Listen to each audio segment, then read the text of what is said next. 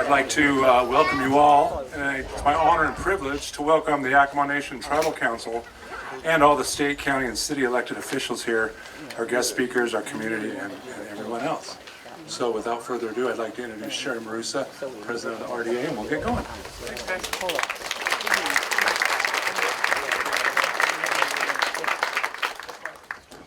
I also would like to acknowledge Brent, of course, who did the welcome, and the entire city council and city staff that is here today.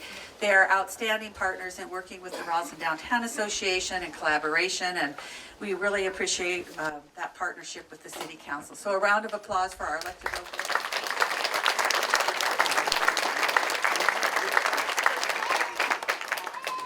What is the word? Gorgeous.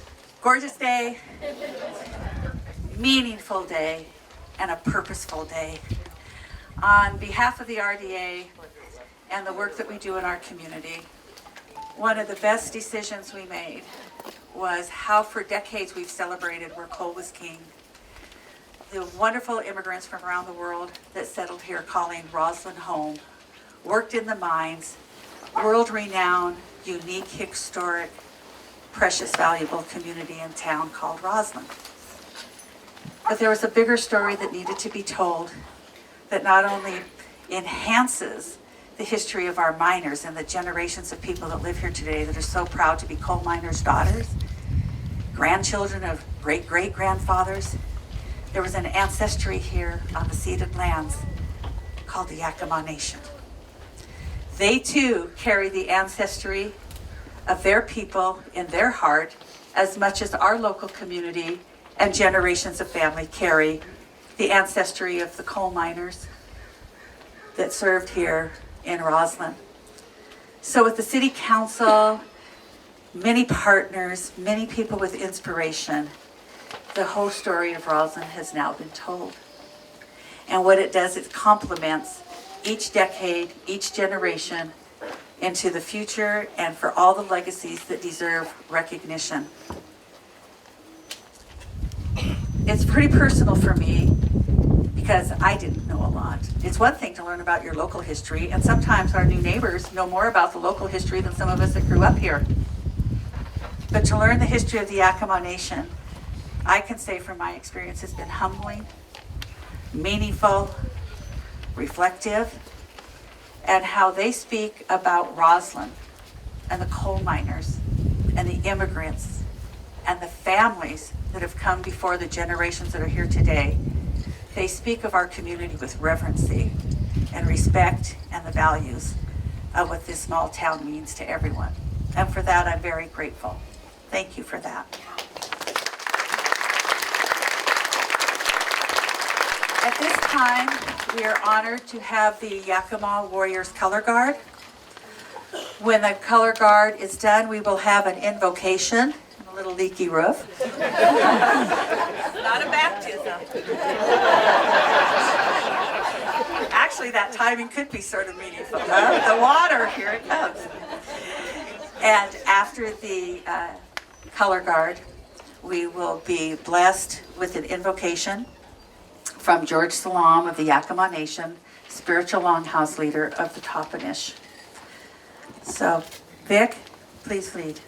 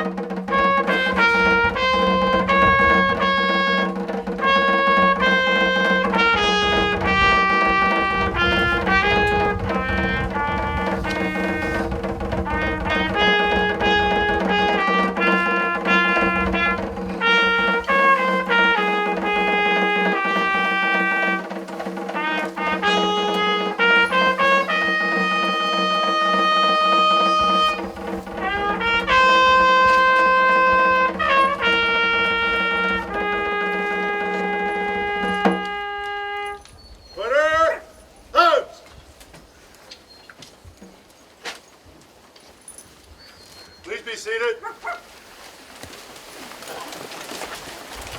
this time, we'd like to play the military songs. As we play the song that you served in and the flag is presented, it's time for you to stand up if you served under that flag. Stick your chest out, stick your belly in, and be proud. We're going to start out with the United States Army. If you serve in the United States Army, please stand up.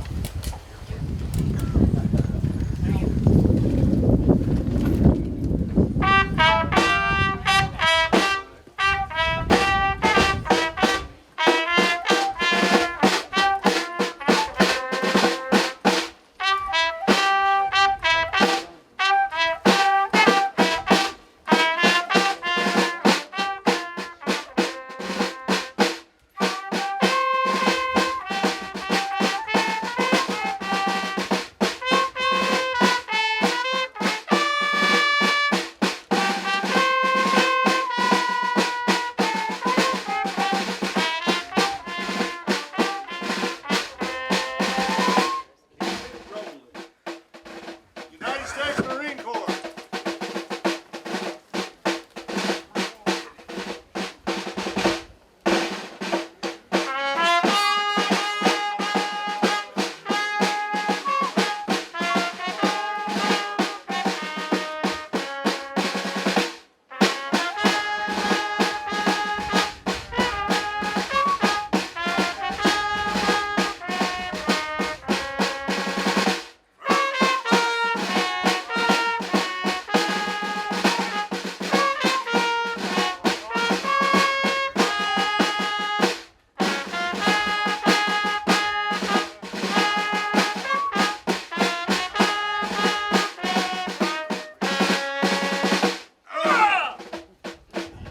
United States Navy.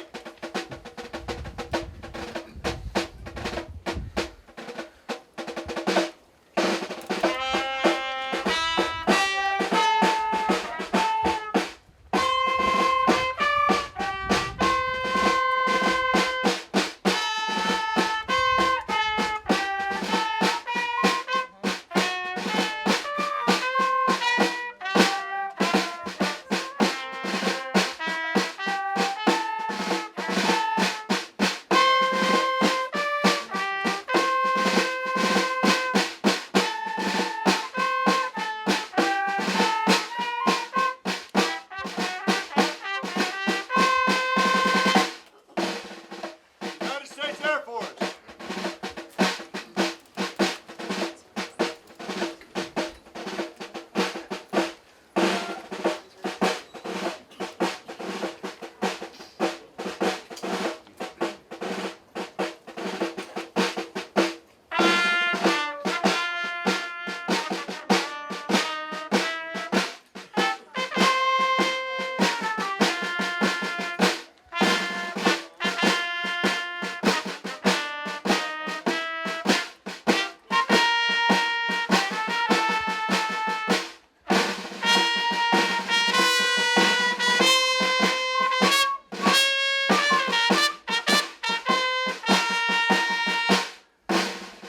The new kids on the block, the United States Space Force, but we do not have their music yet. They're pretty new.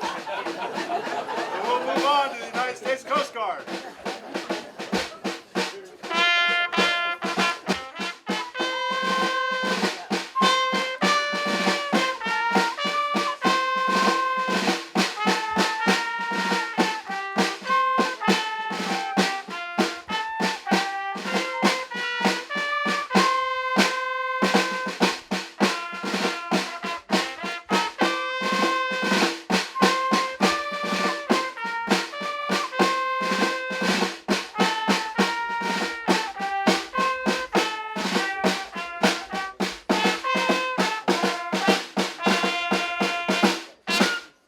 We also want to honor the Merchant Marines. They brought us our bullets, our Band-Aids, and our beer.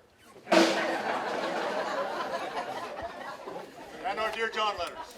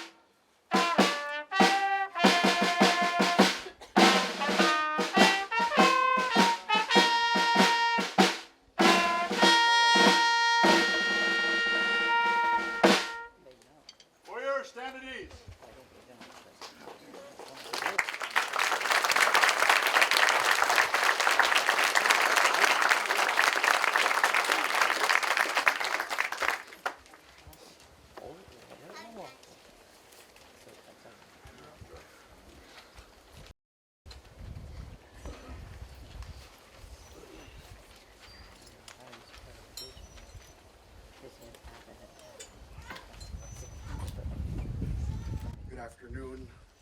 Welcome, friends, relatives, Roslyn community, and all the delegates. Today I'm honored to stand before you and give invocation. And the song I'm going to sing talks about what we're here for. It's been since the beginning of time when this earth was created, and the laws that were set here for us as Indian people to follow. We've been following since time. And the sculpture you see is an interpretation of such life. And we follow that practice every Sunday. Each day is counted. Each day is numbered.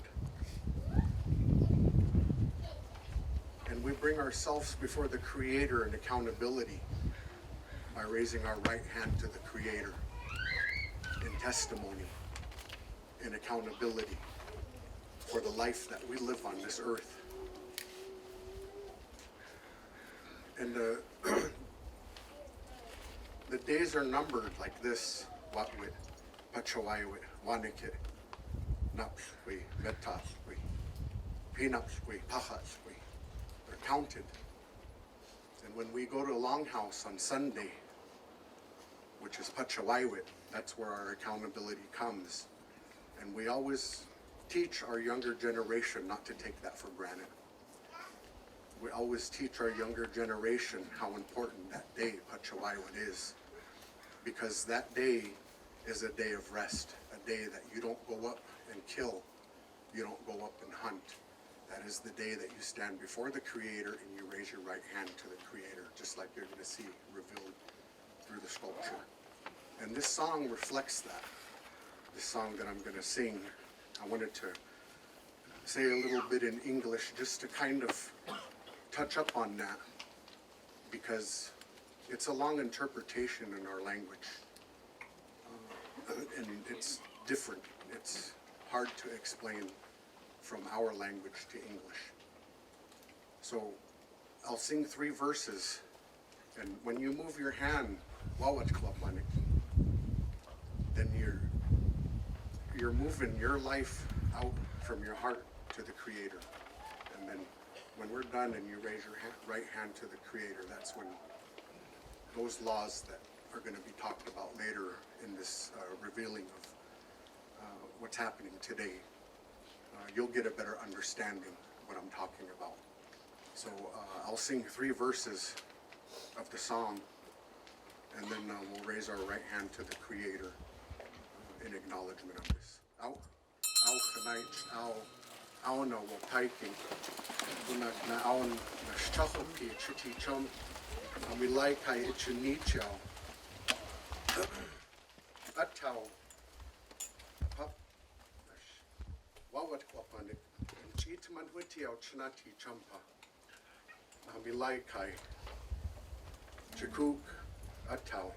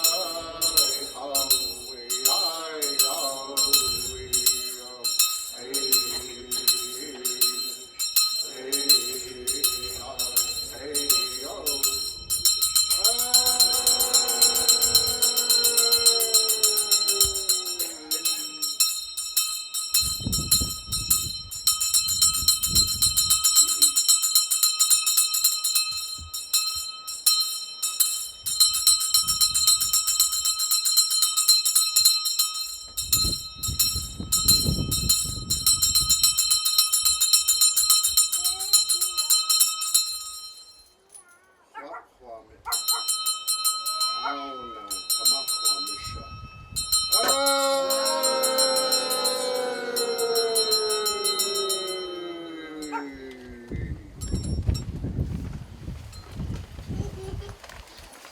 pin, cut. Jerry color. Right. Hey. Forward. Hey.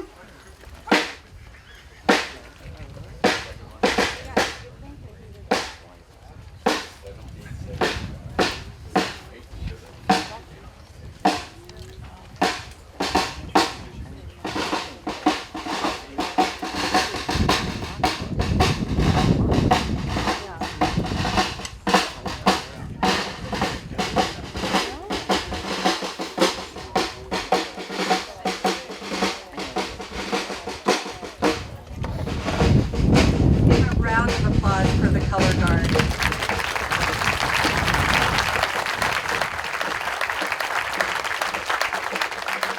At this time, I would like to introduce our honored speakers.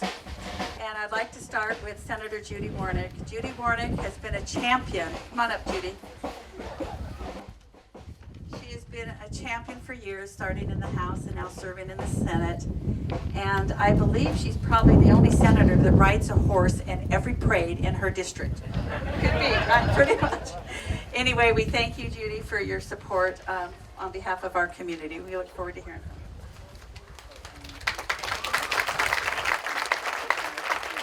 Thank you, Sherry, and I unfortunately missed the Thorpe Parade this year, but it is an honor to be here and represent the 13th Legislative District.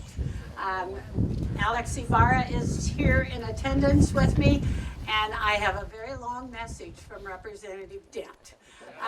He was supposed to be speaking today, and he used the word honor about 5 times last night when he said, tell him it was an honor to be asked, it was an honor to support the project in the state, and it was just an honor generally. He had surgery yesterday, so he was a little bit loopy, I think, because it was a pretty major surgery on his shoulder, and he sent me a text. He said, so you could also say the reason I'm not there is because my wife, my LA, Patricia, my seatmates, that's Alex and I, and the lobbyist, Dawn, wouldn't let me come. So when you have shoulder surgery, you have to put these big old braces on, and it would not have been fun for him to travel from Moses Lake. But I would like to pass along my thanks. You know, the invocation taught me a lot about why we're using the hand. I didn't know that. I thought, what is the significance of the sculpture with the hand? And I am learning more and more and more all the time about the culture of the first peoples that were here. And so it's very, very nice to be able to participate in this. Some of us were able to take a side trip this morning. We went up to the fish passage facility in Cle Elum, South Cle Elum, or the Lake Cle Elum.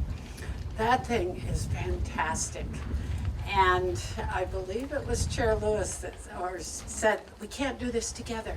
We have to do this in partnership. And that's exactly what we're doing here. We're partnering with you folks to understand what the culture, what the history, and what the significance of this statue is, or the memorial. So really, I want to say thank you for coming out. Thank you for the work that's done, especially with Sherry. I've worked with Sherry off and on for years, and you can't say no to Sherry. So, yes, it's true. She's persistent. So, but I appreciate being invited, and just know that Tom Dent is severely disappointed that he's not here. So first time we get back up here, he'll come over and have his picture taken with that sculpture. So thank you, and I'll turn it over to the next person. So thank you very much.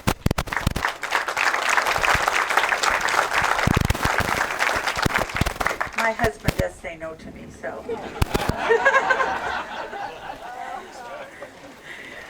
Our next speaker is Representative Chop. Representative Chop has decades of ties to Roslyn, and he has been an advocate and a supporter of our efforts here in the community. And Frank endeared himself not only as the longest serving Speaker of the House, and now serving as a representative, but also as a personal friend and sort of that adopted family member. And so you want to get something done, he can get stuff done. Representative Chop, please come up.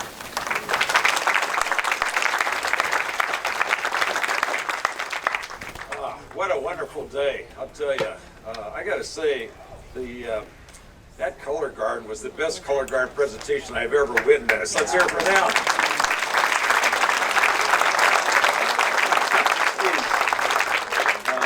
I'd like to have a few acknowledgments to start here. I want to obviously honor the Yakama Nation for being here and being our partners and working on not only this project but more to come. I'll get back to that later. I also want to recognize Judy. Judy's a great friend, even though she's a senator. And Alex Ybarra, and also Mia Gregerson from the 33rd Legislative District in Burien and parts of the other side of the mountains. So thanks, Mia, for being here. And also, I got to say that I'm going to take a chance here, but there's a contingent here. Because I was a graduate at the University of Washington, I'm going to take a chance here. There's a contingent from the University of Washington here, so let's hear for them coming across as well. I got books for Cougar fans, by the way, and also a contingent from the Burke Museum. One of our best advocates for doing good things is Ellen Ferguson here with the Burke Museum folks. Let's give them a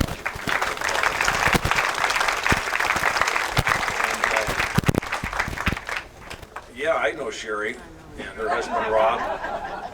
And Judy's right, you really can't say no to them, but we'll try and you'll know what I'm talking about, by the way.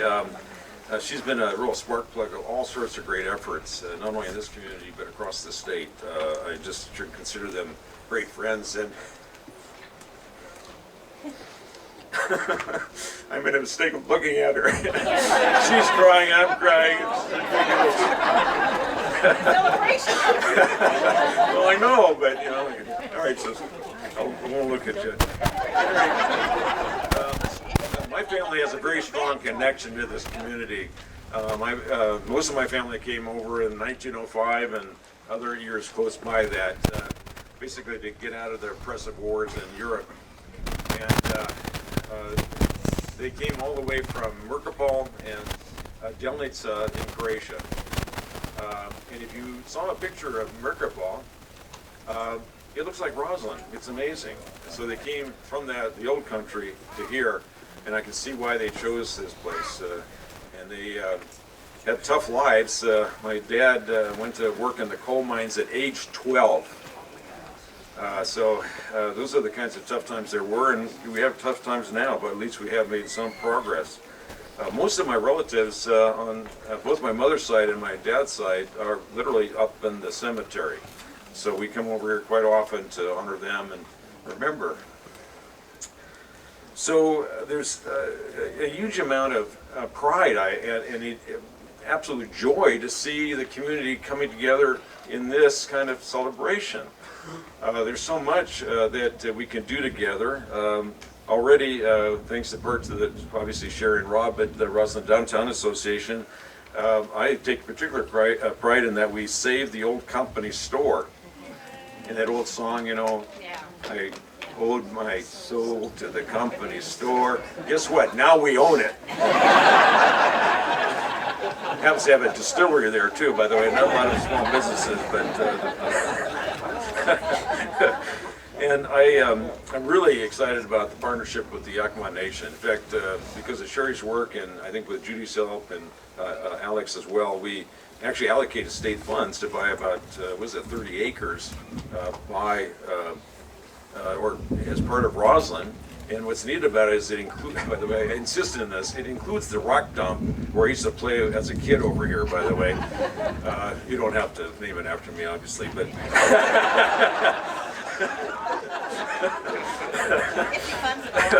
But the point is, forget the rock dump, it's 30 acres, and what does this community need?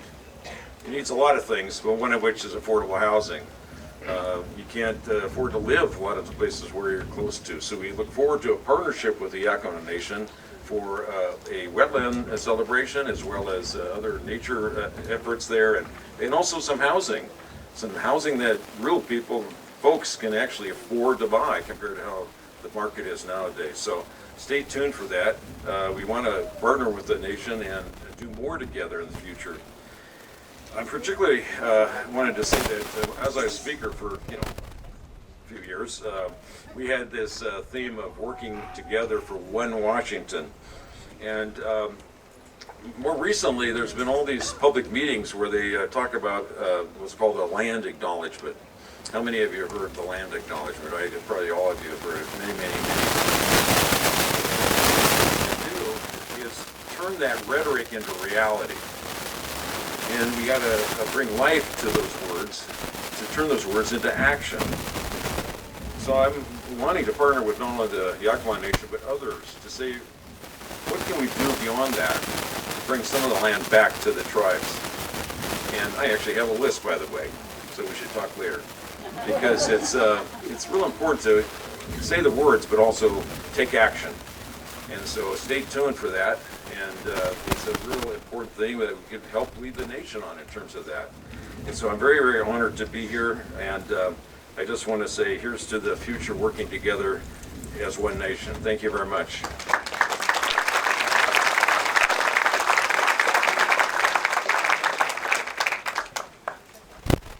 David sent another mic that might be better than for the wind, but I think we're okay at this time. Our next speaker is a phenomenal director, PhD, you name it. Allison knows it when it comes to archaeology and historical preservation. She really champions what the RDA is very proud to be a part of, which is the Main Street program. The Main Street program has unanimous support on both the House and the Senate side, and we're grateful for that. Allison, would you please join us up here and say a few words? And there's a lot of things I can say about Allison, but today there's something that's really profound and really meaningful. Can you have your hand? So in talking to my friend, she shared with me today she's going to come, and there's a lot she can say about her work and all the things she's accomplished. But what's on her heart is her family's in Israel. And it's been really hard on her to be here with her family there on that journey. So before you say a few words, I would like all of us to stand and have a moment of reflection for Allison, her family, and for those in Israel.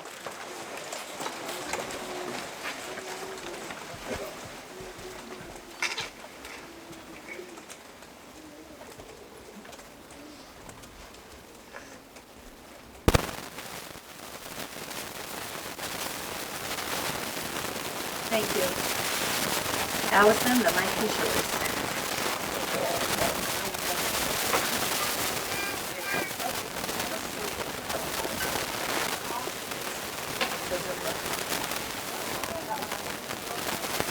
I can use this one.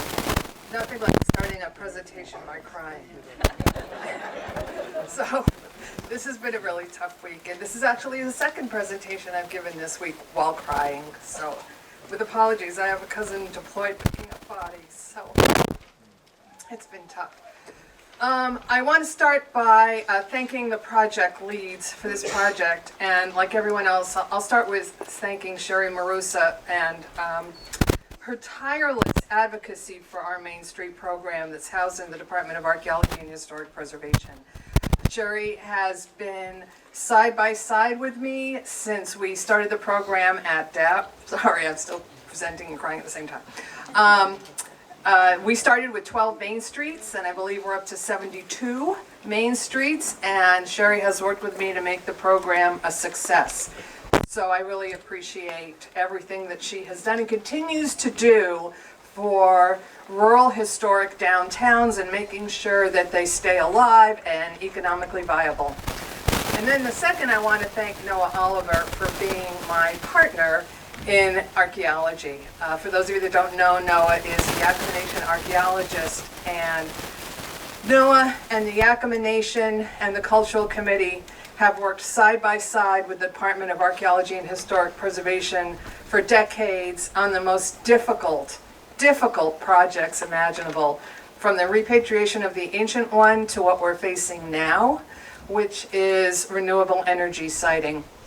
And while no one is saying we shouldn't have renewable energy siting, we and the Yakama Nation are finding that renewable energy siting are going on very important cultural sites, spiritual sites, sacred sites, archaeological sites. And our agency is working side by side with the Yakama Nation, who are taking some of the biggest impacts to try to find that balance.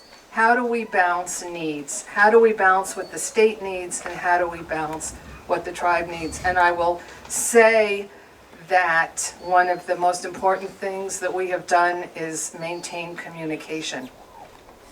I can't tell you right now, as we see what's happening worldwide, how maintaining communication in the most difficult times is the only way to get peace and reconciliation. Even when we disagree, we have to keep talking to each other. And I also want to thank Noah because our agency put on a 2-day energy summit where we invited renewable energy developers, state and federal agencies, tribes, archaeologists from all over. We had 170 people to talk about how we balance tribal impacts with renewable energy siting. And I have to thank Noah. He came and he gave an entire talk on the Creator's Law. And that allowed everybody else there to see what was happening through his eyes. And that is critical, because you'll never be able to work with other people until you can see what's happening through other people's eyes. Our agency is, sorry, you can't see, I'm crying, my hair's in my way. It's a mess, it's just a gigantic mess. Everybody, papers are flying. Our staff are all required to go through dispute resolution training. I had a staff person yesterday write me and say, I don't understand what dispute resolution training has to do with cultural resources. And I said, it has nothing to do with cultural resources. It has to do with learning behavior. I want you to learn behavior. I want you to learn how to listen to people. I want you to learn how to say back what you've heard when you disagree, because that way that other person knows you've understood them, even if you don't agree with them. And I want you to learn how to talk to people in a way that gets us to a joint goal. It has nothing to do with cultural resources. It has to do with learning how to disagree and still find balance and come together. And just really quickly, because I know I've been talking longer than others, I will tell you this, kudos to Washington State. We probably have the best relationship of all the states between archaeologists and tribes. There are more archaeologists employed by tribes in this state than there are by Washington State government. So yay, Washington State. And even though sometimes we disagree, even though the impacts are so great, where Noah or Jessica Lally and I are sitting there going, we don't know how to get around this, but even though those impacts are great, the thing about Washington State is we keep talking. We don't give up, we keep communicating. And if you want peace and reconciliation, the only way to do it is to keep talking to each other and never give up the conversation. So thank you, Noah. Thank you, the Yakama Cultural Committee. Thank you, the Yakama Nation, for being great partners, sometimes in the most difficult circumstances. And with that, thank you for the sculpture, and I look forward to seeing the unveiling. Thank you.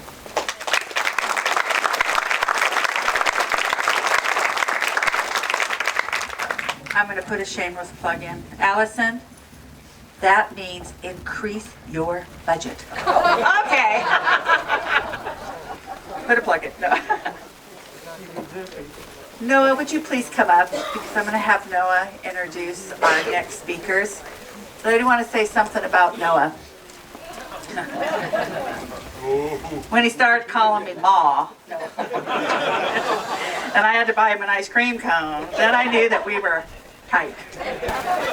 Noah is always a delight to work with, always a mentor in teaching me more about the lands and the Yakama Nation that I never knew. And it's an honor to work with you. It was an honor to be a project lead. How our paths crossed is really a miracle, and how we forged this partnership with the nation is a blessing from that miracle. So I'm going to have you do the honors of introducing our two next speakers. Thanks, Noah.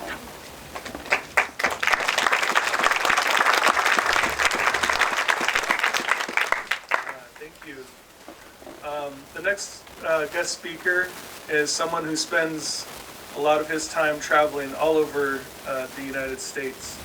And what he's doing is trying to perpetuate tribal cultures and to protect what they are, how important they are, how valuable they are, but also to continue to keep their languages alive. And he is a very dedicated person. Whenever I talk to him and I bring up, these different projects and proposals,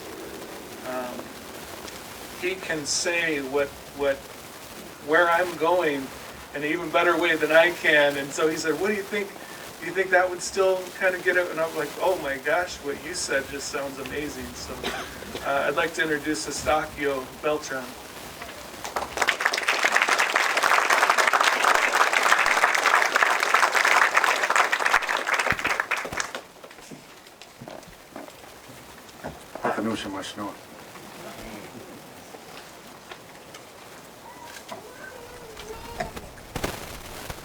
Sheikh Pachwai, Ink Nashwa, Istakyo. Washnash Yakama Kanik, Ku Meshika Kanik, Ku Tolteka Kanik, Ku Tlatwani Kanik. Astlan Nashwa Kush Ichwi wa Ichni, In Mitatawa, Tiwacha, Timani, Tichamba. Makwalihi Walakan, Nenotoka Istakyo, ni mexicatl, amo ni cochi, ni mitzita, ni quimita, intlaca, ni tlatoa. Cuatlanusha mash, tlasocamati. My name is Eustaquio. I am a Tolteca Mexica. My people are from Teotihuacan. My uncles built the pyramids, which are still standing to this day, and I stand on their shoulders. I am what still remains of the old Aztec Empire, and so fortunate to have been raised by my relatives on the Yakama Nation. I greet you in both native languages, Yakama Ichishkin Sinwit and Nahuatlatoli, in order to welcome all of my relations to be here and join us for this celebration. It is truly an honor to be here. I am so grateful for the invitation, grateful for the sun that is behind me, and here joining us for this celebration of community and of partnership. As Noah mentioned, I get to do this partnership work all around the country, and this is a beautiful testament, Sherry, to the partnership and collaboration that you have here, and an honor to bear witness to this beautiful partnership that has resulted in this monumental gift of indigenous knowledge that is about to be unveiled to everyone today. If you care about the environment, if you care about conservation, if you care about this land, pay attention. The indigenous knowledge that is contained in this monument has everything that we need to chart a path forward. We have to keep talking, just like our previous speaker mentioned. I want to acknowledge the policymakers in the room. It's good to see you again, Speaker Frank. You know, you spent a lot of time working on the written law. And there's challenges with that. Sometimes words that get written can be misinterpreted. Sometimes it's the other side. Sometimes it's your own side. Sometimes it's an attorney after the thing has been signed that goes back and questions the intent of the law. What were you really thinking when you wrote that, right? What we're here to talk about today are the Creator's laws, the laws which have not been written because they cannot be misinterpreted, the laws which are so powerful that you don't even have to believe in them. This is what I tell people about our beautiful way of life. You don't have to know, you don't have to believe in gravity, but every time you jump, it's right there. You don't have to understand that things fall at 9.8 meters per second, but if you spit up, oh, it comes down. So what the Creator's laws that are to be shared here with all of you is it's really special. I want to share with you one quick story about my upbringing. I was taken from the res, and I grew up in foster care. Bounced around multiple homes, and eventually I found those who I would call my parents. My mother is a retired math teacher. She taught at Davis High School. And because the majority of her students spoke Spanish, she decided to learn Spanish.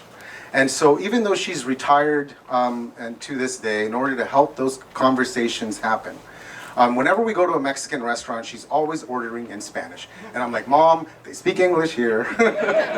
Mom, come on, you know? But she always orders in Spanish. And I'm telling you, her food always comes out first. And I bet you there's extra servings of what she ordered because of that connection that she makes with the people that are serving her. How many years have we spent here in the home of the Yakama people? How many years have we spent eating the resources from this land, enjoying this food? How many of us know how to greet an elder when you see a native? Is it that hard to say Sheikh Maitski, good morning, Sheikh Pachwai, good afternoon, Sheikh Klawit, good night? If we were on a cruise down to Mexico, we probably would have learned how to say that and a few more phrases along the way.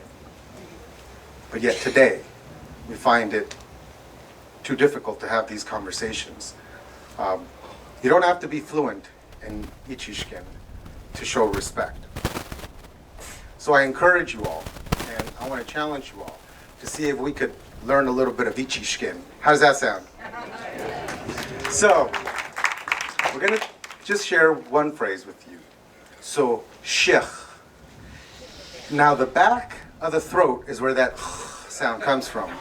So, this is a good word that I like to teach young people too, because, you know, even when you think you're about to say a bad word, you can still change it into something good. Because sheikh is the word for good in Ichishken. So, sheikh, good. That's good, literally. And now, I want you to imagine that you're up on the pass, and somebody walks up to you and they ask you, hey, what are you going to do today? And you're like, well, I don't know, I might snowboard, or I might ski. Might ski. Sheikh might ski. That is how you say good morning. So, again, I'm deeply grateful and honored to be here and to share with you a few words and to listen to the words that will be spoken by the Honorable Tribal Councilman Gerald Lewis.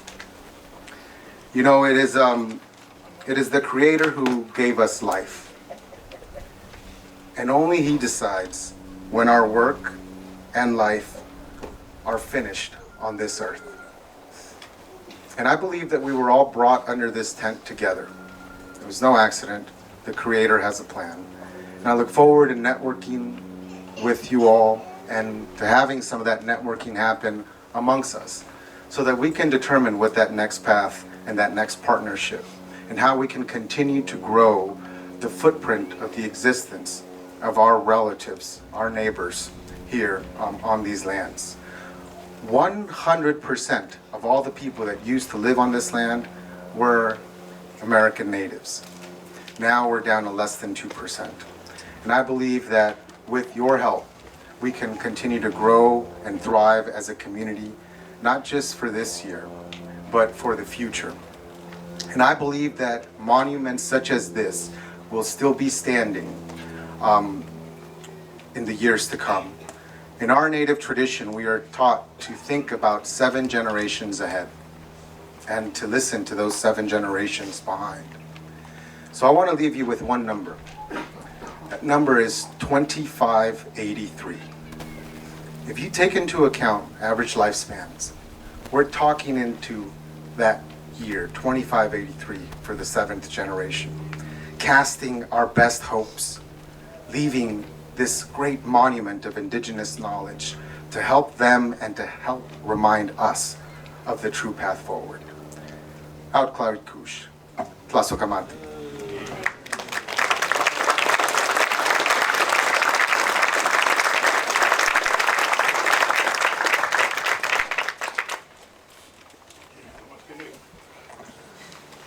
Our next guest speaker is someone who I've had the privilege to work with for many years, my entire time at Yakama Nation. He's from this place. He's a descendant of the Kishwamepo, and he comes from a long line of traditional tribal elders and leaders from the Sohapi family. And one thing that he always bestows upon people that he talks to is his kindness, his compassion, and I've always known that to be true. So I'd like to introduce the chairman of the Yakama Nation.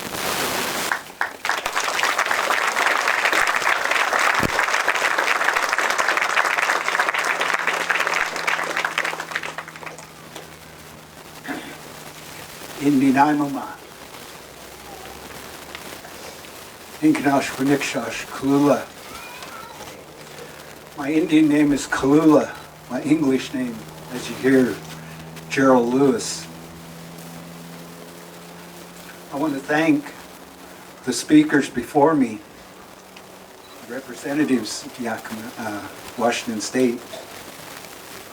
Allison, I know, since I've become a councilman, we've worked very closely with her office, working on different subjects, whether it was for repatriation or other activities. And I know that Ms. Kate Valdez was right there with us as well. Well, Kate has moved on to a different position. She's no longer in THPO as the manager. And to hear the words spoken about her family is very heartfelt because of what is going on in Israel.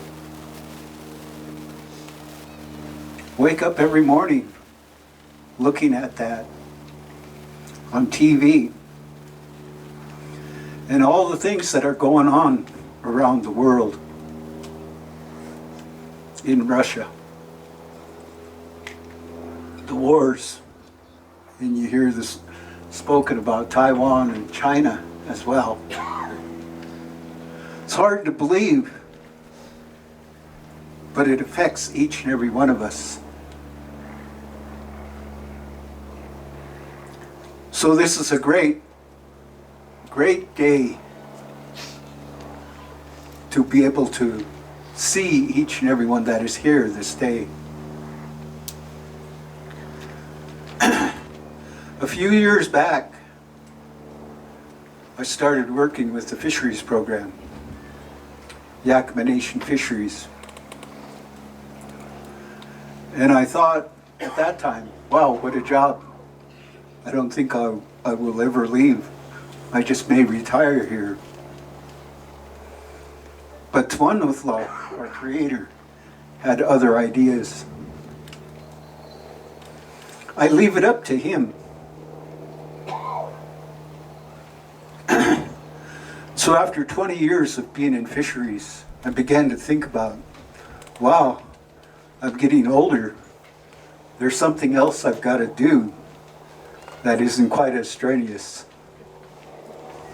And I ended up in tribal council. And that's even harder. But I look to Manwithla. I know that one day I will probably be out of council. And I look towards Tumanwithla. What will I do next? Where will you send me? Used to go through here weekly up to the dam here at Lake Cleellum. I and some of my co-workers, they drop us off up here with a raft, and we raft this stretch of the river all the way down to the Yakama. Sometimes there may be a side channel that we'd have to walk and do, but I couldn't believe the nature of this river. To get out and walk and be in that water, and every now and then you'd have an elk that would pass by you, almost run over you sometimes. But then you'd see the salmon in the river, and that was the main purpose. We were there to take counts, to see where they were spawning. And when my time was over doing that, and I became a tribal councilman, little did I know that I would be there for the time that I've been there. I am serving in my third term now, and into my fourth, just starting. We serve a 4-year term, my council that are here today. You serve a term of 4 years, and then you have to go through re-election. And I've survived now for 3, and I'm into my 4th. You get a lot of flack from your people and from outside entities as well. Sometimes it can get rather strenuous, but in the end, when all the talk is over and everyone stands, they begin to shake hands and you realize, wow, I've made a new friend. It seems like each and every day I'm somewhere different in a new meeting. And it's always seems to be with state representatives, whether it's on the Senate side or congressional side.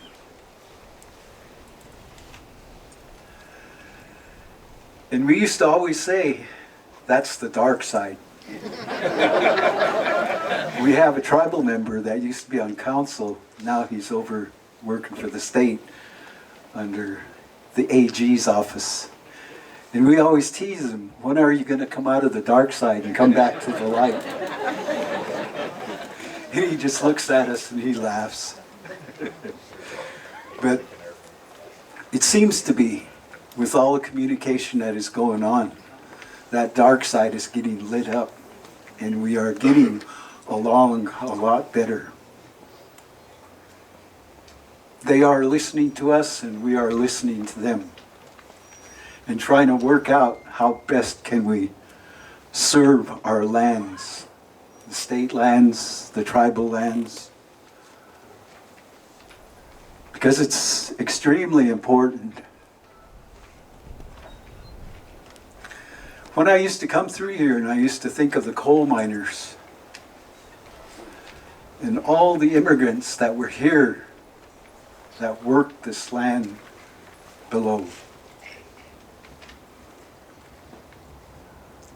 And I know there are many, many relatives from those that had come here to work. And I used to think about that. We're just like immigrants ourselves, I guess, when we pass through here. When I used to come through here, Roslyn, I'd go by the brick and always expect to see that booze pop out. As well, I'm back in Sicily, Alaska.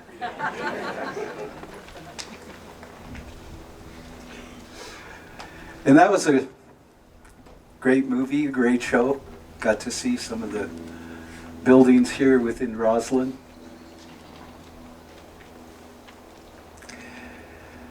And I've made a few friends, Sherry being one of them. She took us around and showed us. Noah and I and who was with us that time, but we went around to different sites. They showed us the land, they talked about the housing project. Took us up to Suncadia. We walked around there, looked at different things in there, and we had a great time. But it's the culmination of everything.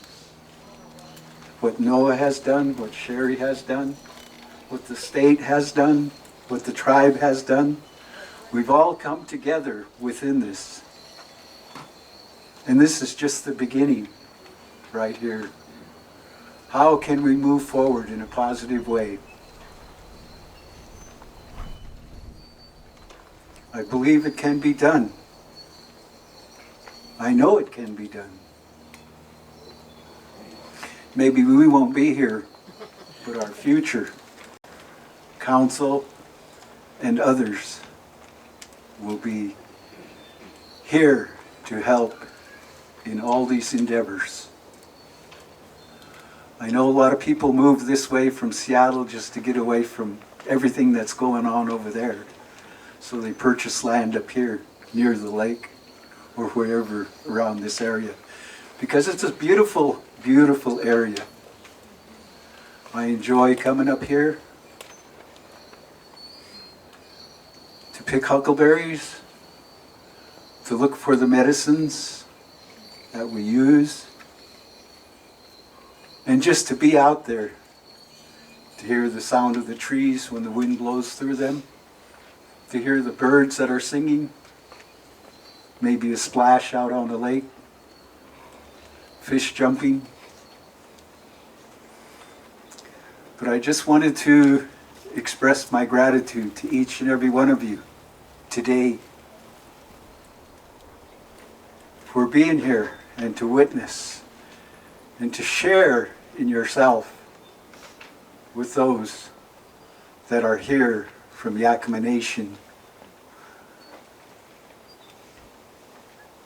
It's this type of communication that is really important. I used to think when I was growing up, I lived in a home with my grandparents, my grandmother and my grandfather. Every morning, my grandfather would be up, dressed, and I'd walk into the living room. He'd be there by the wood stove, checking the fire. Then he'd call me over, sit down with him, and we'd have a talk.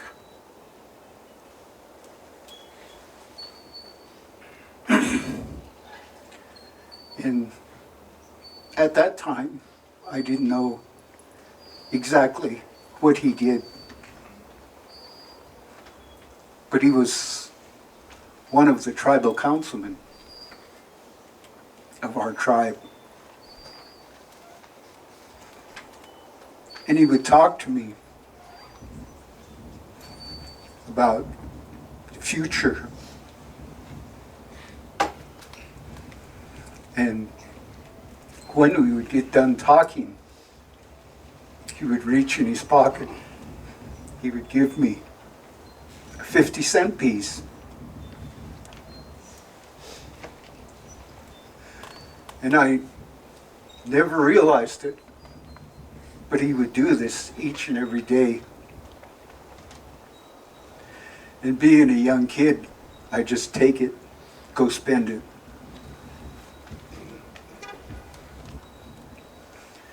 And I look back at that and think about that. If I only would have saved those, I probably would have been rich today.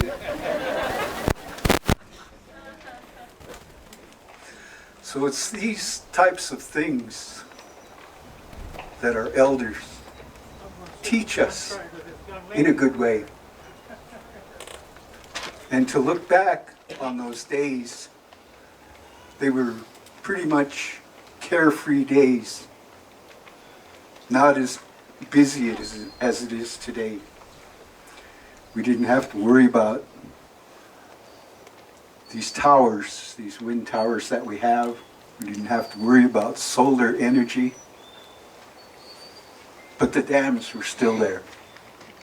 That was the very beginning.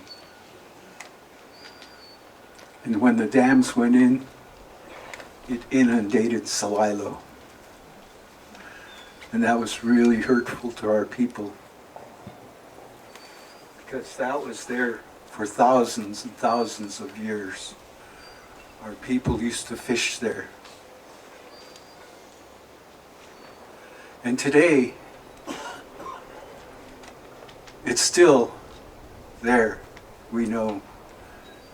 And we have less and less people that can remember Celilo as it was today. So I just wanted to leave this with each and every one of you. I know that this is a new beginning here within Roslyn, and Ronald's just up the road, and Cle Elum's this other way. And we have a hatchery here in Cle Elum, and I believe our hatchery manager and some of his workers are here. They were the first ones to actually come and be a part of this area. And I'm always, like I say, I'm always glad to be a part of this today. So again, I want to thank you. Thank you, Sherry. Thank you, Noah, for all the hard work you guys have done. The day I came up here for this meeting in the home up here, and that's when I come to find out why I was brought up here, to hold my hand up. And I sat there for almost 2 hours. 2 hours holding my hand up. And he was going around with his camera, going around and around. Is when are we going to get done with this? But I'm grateful. Grateful for what has been done. And I want to thank you indeed for that. So I just want to close with that. Say my prayers for, of course, Allison and each and every one of you that have relatives back there. I want to say the safety for each and every one there. Iklawi Krishnai.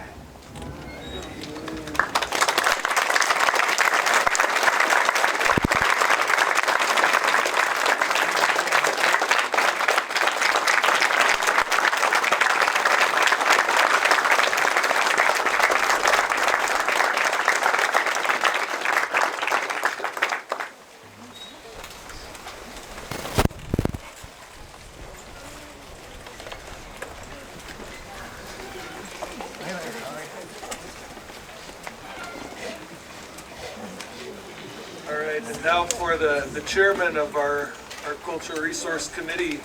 He's also part of 5 different committees, so he's a very hard person to track down. Catch him in the parking lot all the time. It's Casey McWally.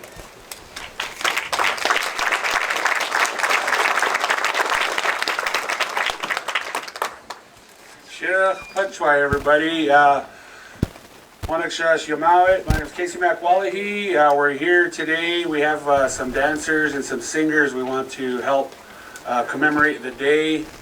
We're going to bring the dancers out here, our singers here. Drum group goes by the name of Wild Rose, travels throughout the United States and Canada. And then our dancers that we have with us today, I'll introduce them later, but we want to just do a couple songs to start off with.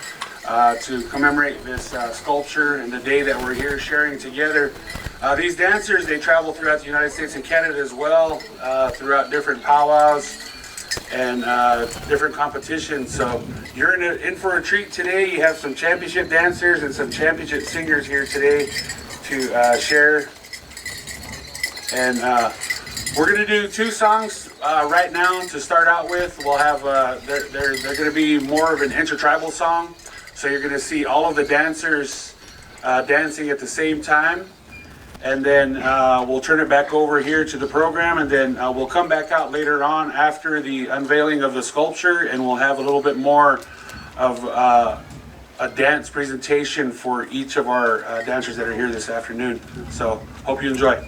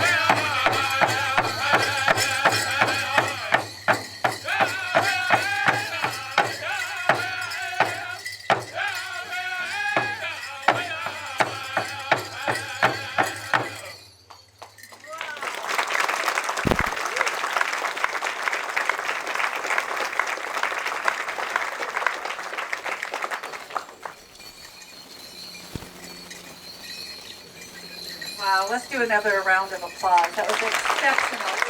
Thank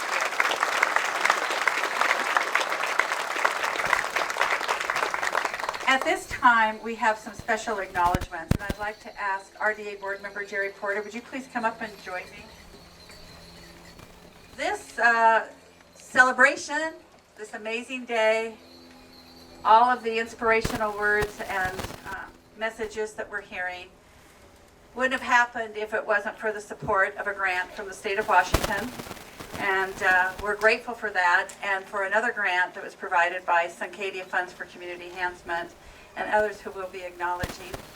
So we'd like to ask Representative Chop, Representative Yabera, Senator Warnick, and we're going to add a few to the list here. Allison, would you please come up? Isakio, would you please come up?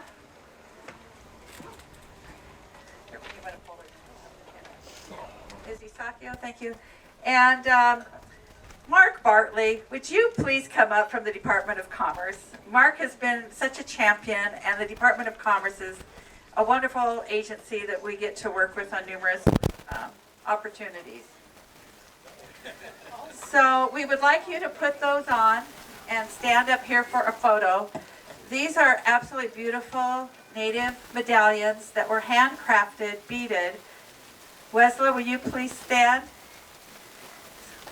Wesla Salam made these medallions for our donors. So please place them on.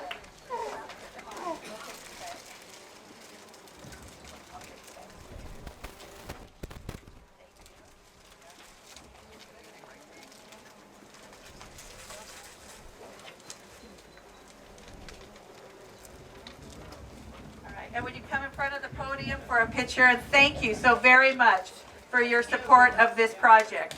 Judy, I got one to send this. So please stand in front for a photo. Yeah, we're going to stand in front. Yep, they can get a photo. Oh, yeah, you can. Frank, get up there. Frank, yeah, get up there. You can get your video.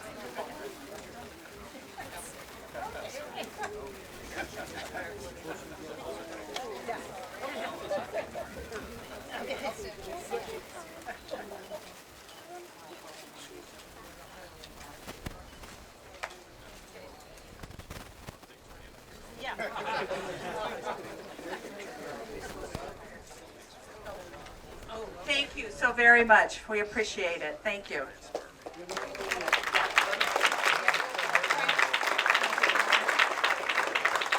Suncadia Funds for Community Enhancement. This was a project that when we first met with Mark Thorne, he calls Jim Becker, and all of us know and love Jim for his advocacy for so many organizations in this community.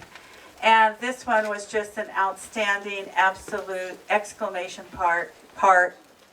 but yes. So we would like to invite Jim Becker, Mark Thorne, Liz Thomas, Annalisa Johnson, and Tucker Stevens to the stage, please.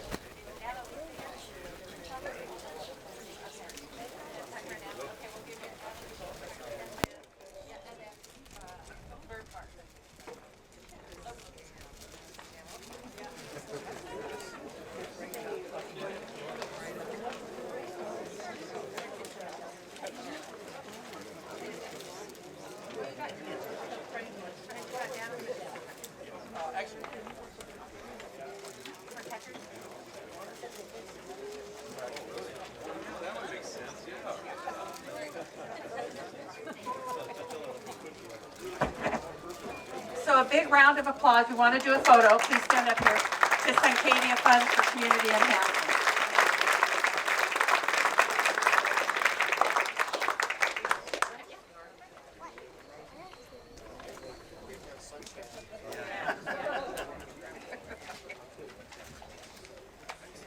Thank you very much, you guys.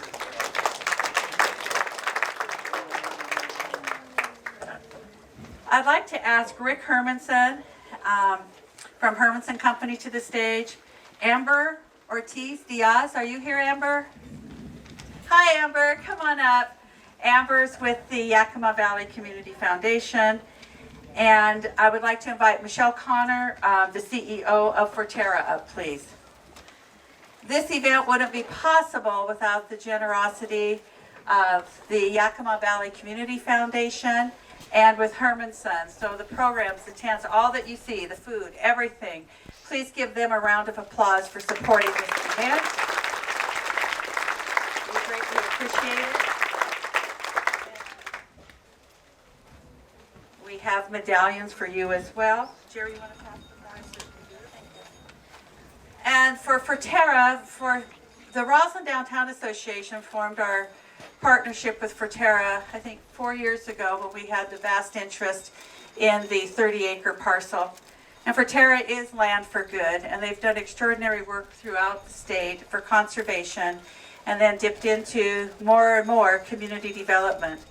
And so we are really proud of the partnership with Forterra and the work to come for our community in Roslyn and across the state. For some, you hear that organizations go through an earthquake. Forterra went through an earthquake a year ago. But the good thing about earthquakes, that isn't sometimes not so good, is there's an aftershock. And then after the aftershock, you sort of take stock in what happened, why. But the good thing about the earthquake is it brings out the best of people who put their priorities to rebuild and come out stronger and even do more work and better work. So the RDA is really proud of our partnership with Forterra. We are very proud of Rick Hermanson and Hermanson Company, how they support us. And we welcome the Yakama Valley Foundation for your work that you do in Yakama and for recognizing the Yakama Nation and being part of putting this whole program together. So thank you all so very much. For a round of applause for them.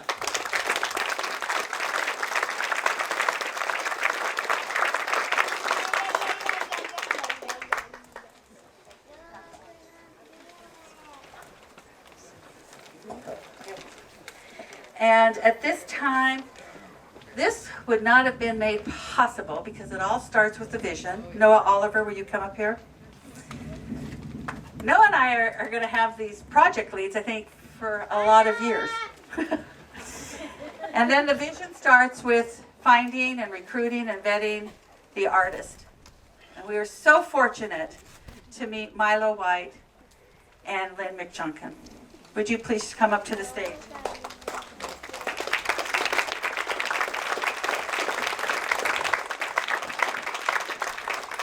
There's one thing I learned. There's crafts. I'm pretty crafty. And then there's art. I am not an artist. But when someone can take a vision and spend the time with the nation, and there was one of the cultural committee, I believe he's on, Terry Himshaw or something, and they came up and they were looking at the drawings, and they took the drawings, and it was like, no, no, no. And I've never seen somebody just take chalk and art paper and everything and just work with these artists to get this remarkable meaning, Creator's Law story right. We thank you for your talents. We thank you for your patience in working with us. We thank you for the roller coaster ride some days until we could figure out how we communicate, right? And it has turned out majestic, and we look forward to doing more projects with you. And we thank you so very much for being part of this in such a legacy. And Noah, how you can run things through the tribal council, meeting them in the hallway, working the phones at night. It's astonishing what this young man can get done to keep things moving forward.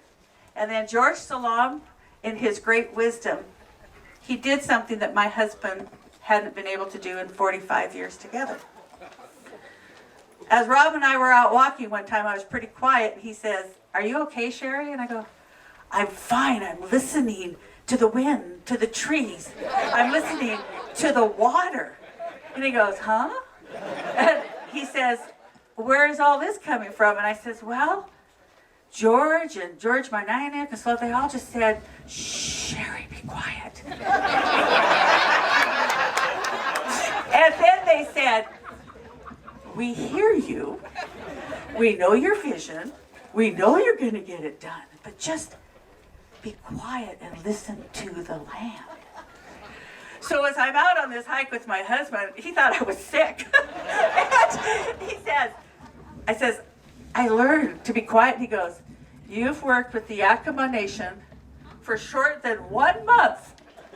1 month into this relationship with them, and I've been with you for 45 years. They are a miracle. And so that is the story from the Yakama Nation that has blessed my marriage now, because I can actually go on a hike. I still huff and puff. I can't take that away. But I can go on a hike and be quiet. So thank you. So we would like to present, Noah, would you put that around Lynn, please? And Jerry, would you please put this medallion around Milo? And Noah, I have you up here because it's my privilege and honor to bless you, my friend, with the medallion.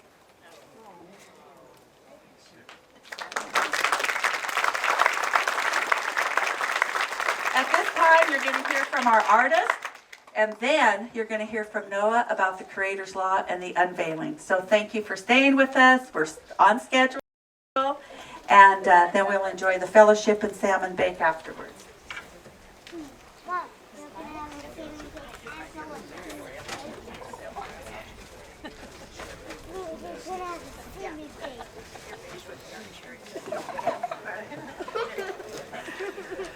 Milo and I would like to thank the dozens of people who helped us put together this project, but we won't do it now.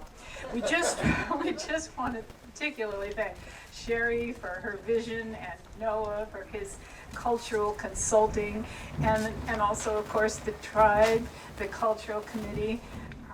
They helped guide us on this adventure to learn from the past, to better understand the present, and to encourage us to use wise choices as we design our futures together.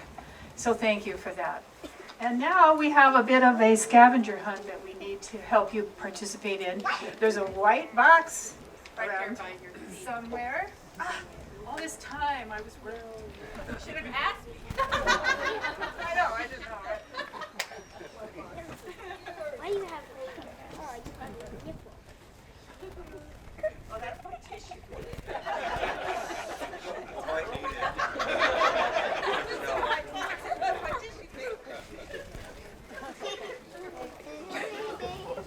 Very safely.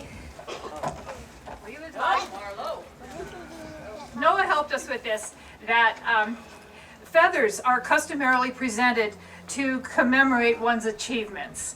And each component of the gift that we are about to give, these are the gifts from Noah and I, or from Milo and I, with Noah's interpretation. They were created as gifts for those who have contributed to this sacred project. So, to accept on behalf of the Roslyn Downtown Association, we have Jerry back, please, and John Weibel, and Sherry.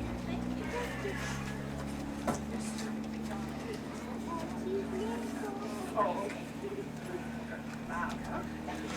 And accepting on behalf of them is Jerry. Look at these.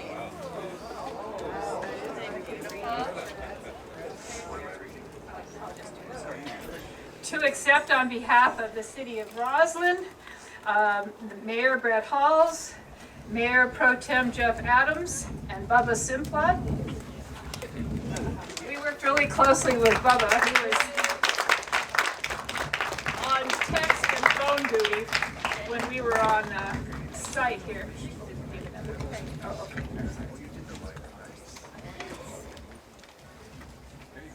Bubba, this is, she's already said that. And You guys know where to go. on behalf of the Yakama Nation, Jerry Mananek, and Chairman Gerald Lewis, and Noah, please. Noah, would you please come up?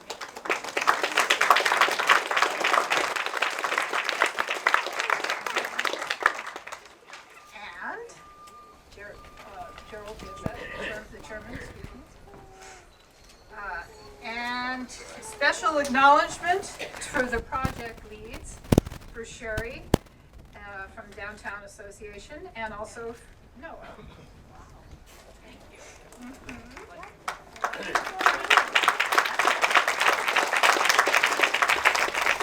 So they're copper, you'll have to look at them closely, but they're copper feathers, and they've been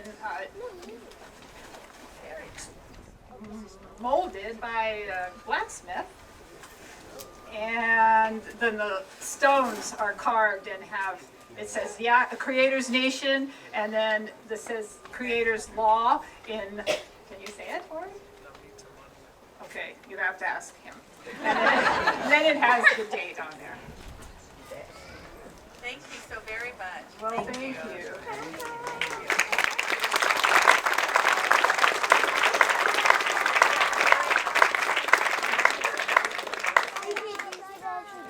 All right, so I have a very, very short thing to say because I'm notorious for crying during these things as well.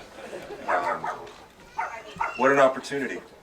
What an opportunity. And I know that sounds trivial, but how many opportunities can result in such an opportunity to be doing something so honorable, right? Honor has been talked about a lot today, but I want to seek more of those out. I want to be honorable as much as I can, rather than just wait for it to happen, right? Look for those things, right? That's what comes to mind for me today, is when you have an opportunity, make the most of it, do the best you can, and be as honorable as you can. That's all I have to say.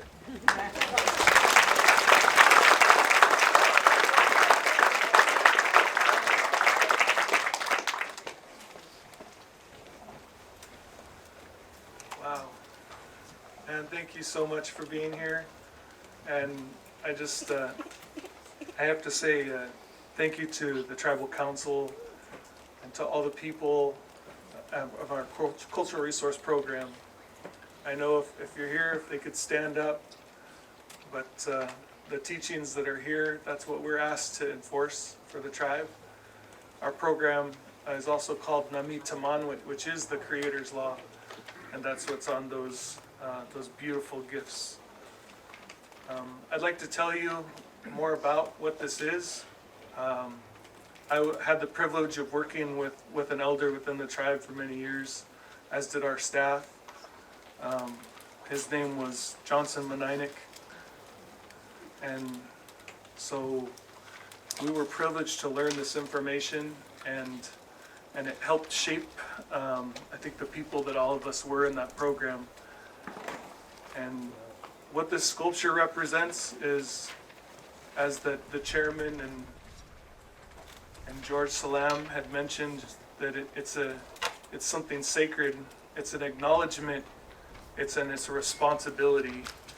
And there are things on this sculpture that aren't described. They're not in text. You're not going to read them over here on this board. And it's because that the families, the people who are there are these touch points on that sculpture, and they hold that information and they hold it in their heart. And it's up to them when it's the right time to release it. And so this sculpture is not something that we would typically think of as art. And the way that we were taught under Johnson is, whenever someone tried to say that there was rock art, when we were dealing with different agencies, he said, that's not art. That's not what that is. He said it has a very specific purpose. And that's what this is. All over this sculpture, there is a very specific purpose. And I will run you through the basics, because this law, like Estachio had mentioned, it's here and it will always be here, no matter what happens, no matter if the language changes, the people change, the nation changes, it will always be on this place. That was what we were taught. And so it is true that it is your right hand where these things are taught. And that's because your right hand covers your heart. That's the way I was taught. And there are five principles. They're gifts. Every day that we live our life is a gift. And we should never take that for granted. So the first gift is Ticham. That's the earth, our mother. The very ground that we walk upon as we hear, where our chairs are seated. All of this is made possible by Ticham. And the second gift is water. And the way it was described to me in the Pishwanapum way is as the ice melted, that water became the giver of life and made the earth, our mother, fertile. So every day we live our lives, we take a drink of water. Our bodies are made up of water. And water is the giver of life. It has an energy, it has a power. It's sacred. And we should be respecting it. And the third thing is Apnihasht. That's our sacred breath. Every day that we live our lives, we breathe in, we breathe out. That oxygen that comes in fills our lungs. That's what allows us to live, to take our next breath. I love that the wind just picked up. It's beautiful.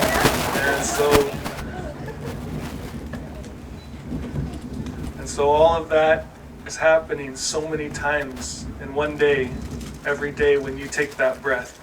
If you didn't have that breath, that would be the end of you, and you wouldn't make it. Your life would be over. So every breath you take is a gift. And the fourth is Wakishwit.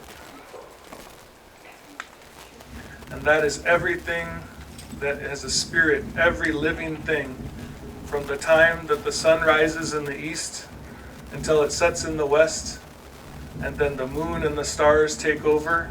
Everything that that light touches has a spirit and it has a purpose and an order. And that together, every single celled amoeba, the blade of grass, every tree, the elk and the deer and the migration patterns and the patterns that all of those things have, those are what together also allow us to live because they keep things in balance. And that includes people, how we treat each other, the things that we say. It's vital, it's important because it matters. It goes from me to you, to the next person, to the next person. It matters, everything that you do. And the last thing is Pananaknuisha, and that's the ancestral connection. That is the obligation or the responsibility. All of those other four things, they allow us to live our life. They allow the gift of life to occur. And that last part was here for us because the people who lived before us, they did not destroy those things. They lived their life in a way to honor them so that we could live today. But it's more than that, because it's also the people that we share the world with today. Our interactions with those people, because we are sharing this life, this experience with them. So how we act and how we treat each other is important because we're sharing this gift. We're sharing this life. And the last one, the last part of that is the future generation that's yet unborn. So our kids and their kids and their kids, how we live our lives today and what we pass on to them so that they have a chance to live a life like we did.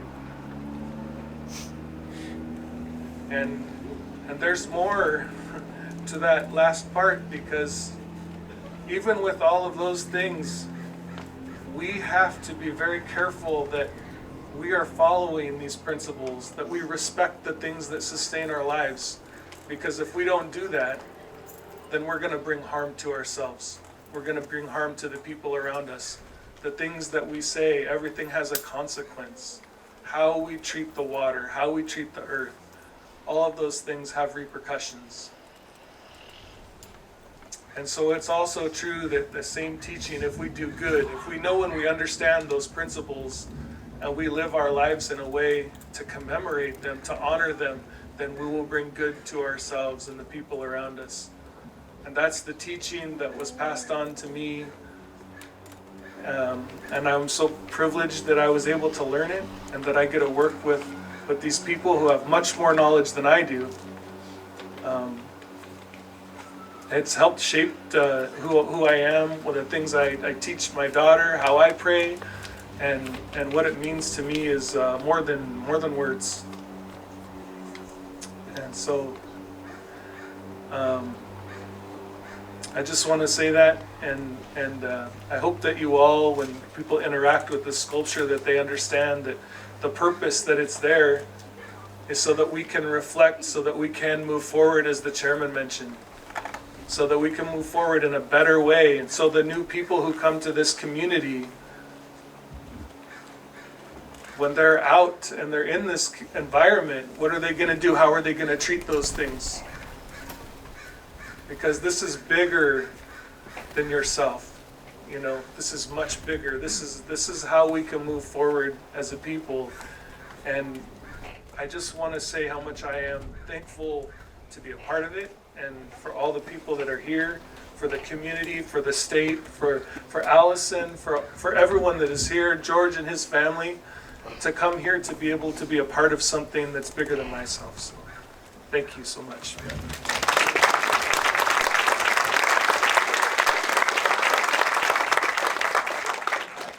Milo and Lynn, will you please take your places at the statue for the unveiling? I'd like to invite the Tribal Council and the Cultural Committee Resources to walk towards the statue. And then I'd like our elected officials and the Roslyn City Council and council members and their families, and Rick Hermanson and all of our guest speakers to please come first. The Aronica family, please come and gather first.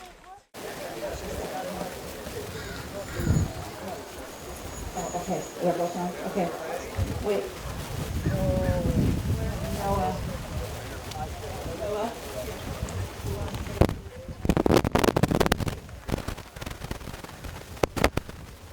Chairman Lewis, would you ask a blessing on this thing as it's unveiled?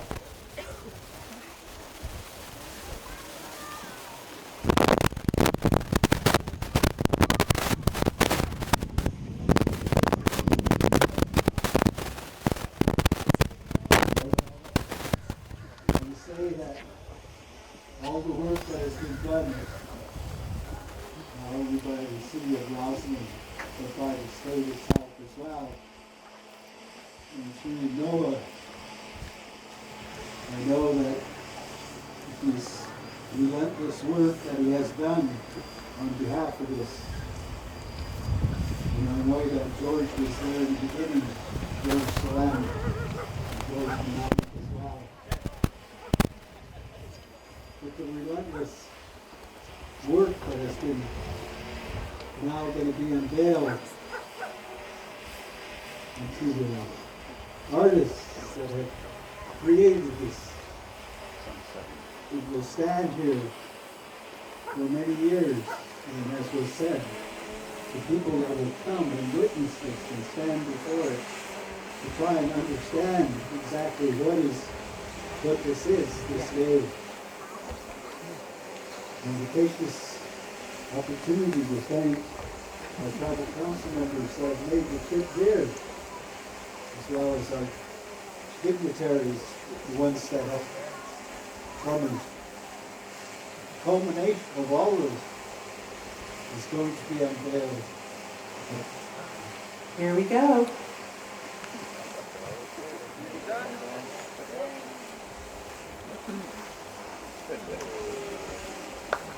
Wow.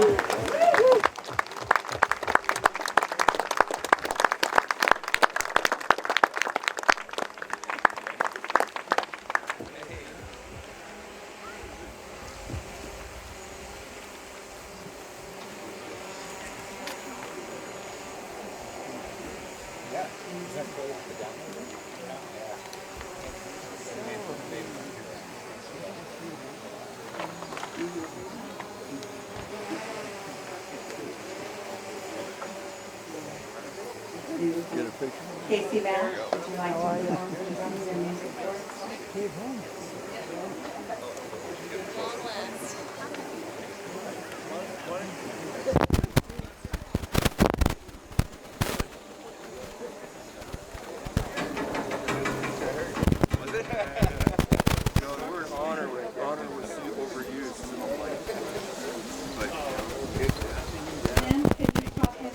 side so you're not Lynn. Lynn, come on in on the side with the artist. And then Vicacio. Noah, going with the Squeeze in. squeeze in. Yeah. Candid.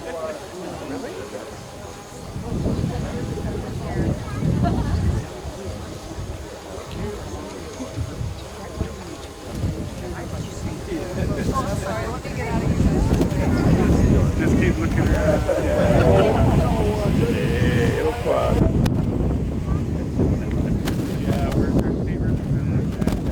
Okay, and our state representatives and Suncadia Funds for Community Enhancement and the Roslyn City Council, would you guys all come on and let's get a photo here? Rick, our speakers. Rick.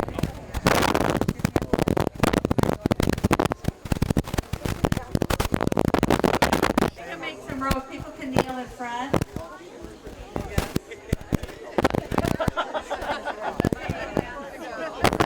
You're great. Roll call back here. You can stand right up there. Yeah. That's fine. You got these beautiful benches. You're sitting on them. Yeah. You can't hurt those benches.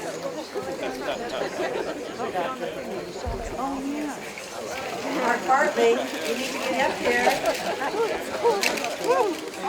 More pictures, we got to in here. Bubba. You're not.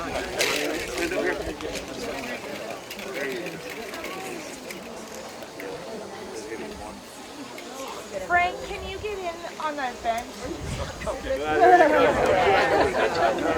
There's Michelle. Michelle Connor. Bubba, you're gonna need to get in too. These